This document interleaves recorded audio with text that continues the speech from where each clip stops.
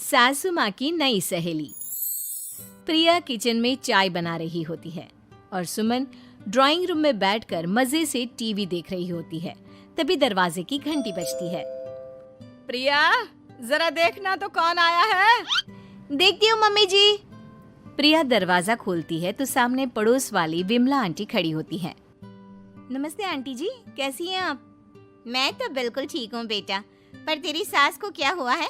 आजकल कहीं दिखती ही नहीं है। जब देखो तब टीवी के आगे जमी रहती है। अंदर तो आइए आंटी। अरे ओ दीपक की अम्मा, कहाँ हो?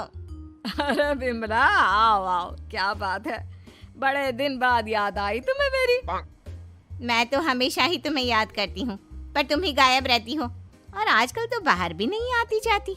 तबीयत तो ठीक है ना तुम्हारी? अरे तबीयत को क्या होना है, इस उम्र में तो कुछ ना कुछ लगा ही रहता है। मेरी छोड़ो, तुम ये बताओ कि क्या चल रहा है गली मोहल्ले में। तुम गली मोहल्ले की छोड़ो, चल तो तुम्हारे पड़ोस में रहा है। तुम्हारी नई सहेली आई है। मेरी कौन सी नई सहेली? मैं तो यहाँ बस तुमसे बातचीत कर लेती हूँ या फिर बाजू वाली शर्मा की बहू से दो चार बातें कर लेती हूँ। इसीलिए तो कहा कि तेरी नई सहेली आई है। अब कोई पड़ोस में आया है तो बात तो होनी ही है। कम से कम इसी बहाने हमारा भी एक ग्रुप बन जाएगा। फिर सब मिलकर अपनी बहुओं की शिकायतें किया करेंगे। दोनों हंसने लगते हैं। तभी प्रिया चाय लेकर आती है और सामने टेबल पर रख देती है। दोनों चाय पीती हैं और बातें करते हैं। चलो मैं चलती हूँ, अब कल मिलते हैं। राम राम। अगले दिन प्रिया किचन में कुछ काम कर रही होती है और सुमन आराम से सोफे पर बैठकर मटर छिल रही होती है। तभी डोरबेल बजती है। प्रिया दरवाजा खोलती है तो सामने उनकी नई पड़ोसन खड़ी होती है। जी, आप कौन? मैंने पहचाना नहीं। नमस्ते बेटा, मैं शारदा, आपके बगल वाले घर में अभी 2-4 दिन पहले ही शिफ्ट हुए हैं। ओह अच्छा अच्छा अच्छा, नमस्ते आंटी, अंदर आइए ना आप। देखिए तो मम्मी जी, आज कौन आया है। इतना कहकर प्रिया किचन में चाय बनाने चली जाती है। नई पड़ोसन को घर पे देखकर सुमन थोड़ा हैरान हो जाती है। नमस्ते बहन जी, मैं शारदा, आपकी नई पड़ोसन। अच्छा अच्छा, आप हैं हमारी नई पड़ोसन। आइए आइए, और बताइए कैसी हैं आप? जी बिल्कुल ठीक हूँ। वो दरअसल घर पर छोटी सी पूजा रखवाई थी, बस उसी का प्रसाद देने चली आई।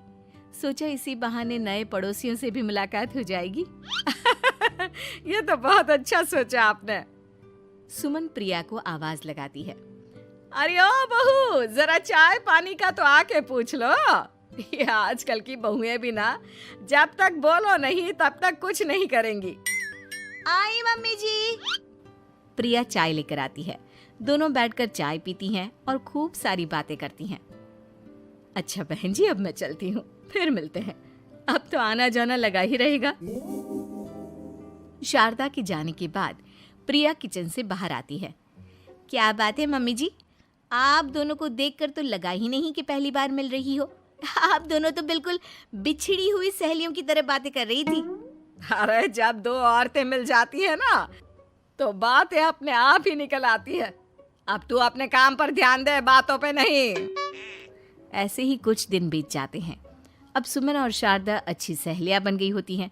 दोनों एक साथ मंदिर जाती, मार्केट जाती और कभी कभी तो विमला भी इनके साथ मिलकर खूब हंसी ठिठोली करती। एक शाम तीनों बैठकर सुमन के घर पर चाय पी रही होती हैं कि तभी बहुत तेज बारिश शुरू हो जाती है। सुमन जोर से प्रिया को आवाज लगाती है। प्रिया, ओ प्रिया, देख कितनी तेज बारिश हो रही है। जाके छत से सारे कपड़े ले आ, नहीं तो सब भीग जाएंगे। सुमन 2 बार आवाज लगाती है लेकिन प्रिया का कोई जवाब नहीं आता। शायद प्रिया कुछ काम कर रही है, इसीलिए कुछ जवाब नहीं दे रही। अरे काहे का काम, आराम फरमा रही होगी महारानी। तभी प्रिया बीमार हालत में अपने कमरे से बाहर निकलती है। हाँ मम्मी जी, क्या हुआ?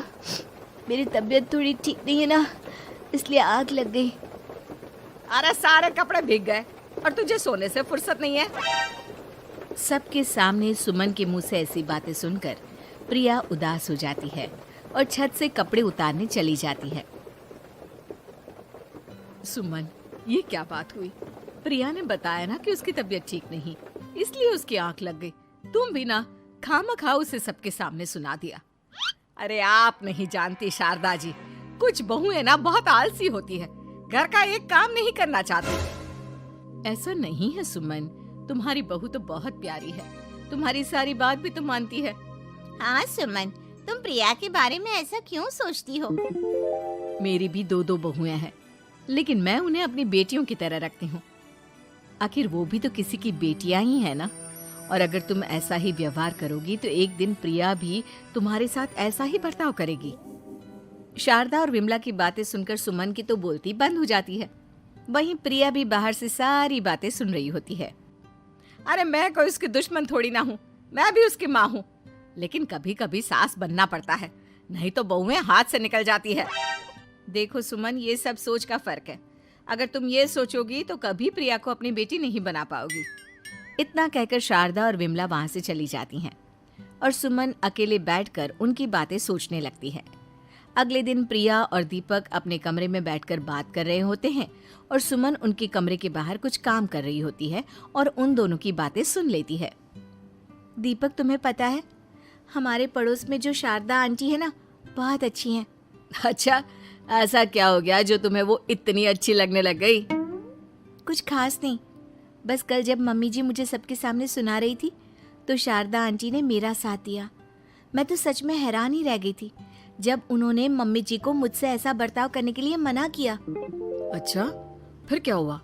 होना क्या था, शारदा आंटी तो मम्मी जी को समझा ही रही थी कि बहू को भी बेटी की तरह ही रखना चाहिए, लेकिन मम्मी जी तो मम्मी जी है ना, उन्हें तो मुझ में हमेशा कमी ही दिखती है। काश मुझे भी शारदा आंटी जैसी सास मिली होती जो मुझे भी अपनी बेटी जैसी समझती। सुमन ये सब सुनकर बहुत उदास हो जाती है और वहां से चली जाती है। प्रिया की बातें सुमन के कानों में बार बार गूंज रही थी। उसे बहुत शर्मिंदगी महसूस हो रही थी कि उसने प्रिया के साथ बहुत गलत किया है। अगले दिन सुमन शारदा और विमला को बुलाती है। क्या बात है सुमन, आज तूने ऐसे अचानक क्यों बुलाया? सब ठीक तो है ना? हाँ, सब ठीक है, तुम दोनों बैठो तो सही। तब तक दीपक और उसके पापा भी आ जाते हैं। प्रिया, तुम भी आ जाओ। क्या हुआ मम्मी जी, आपने बुलाया? हाँ प्रिया बेटा, मैं आज सबके सामने तुमसे माफी मांगना चाहती हूँ। मैंने आज तक तुम्हारे साथ बहुत बुरा व्यवहार किया है, लेकिन तुमने कभी भी मेरे साथ बुरा बर्ताव नहीं किया। मुझे अपनी गलती का एहसास हो गया है, हो सके तो मुझे माफ कर देना। प्रिया अपनी सास की बातें सुनकर हैरान हो जाती है। उसकी आंखों में आंसू आ जाते हैं। प्लीज मम्मी जी, आप मुझसे माफी मत मांगिए, मैं भी आपकी बेटी ही हूँ। वैसे एक थैंक यू तो मेरी नई सहेली को भी बनता है, जिसकी वजह से मुझे मेरी गलती का एहसास हुआ। शारदा बहन, आपका बहुत बहुत शुक्रिया जो आपने मेरी आंखें खोल दी। अरे क्या सुमन, तुम भी ना। तो फिर इसी बात पर चाय और पकोड़े हो जाए? हाँ, क्यों नहीं।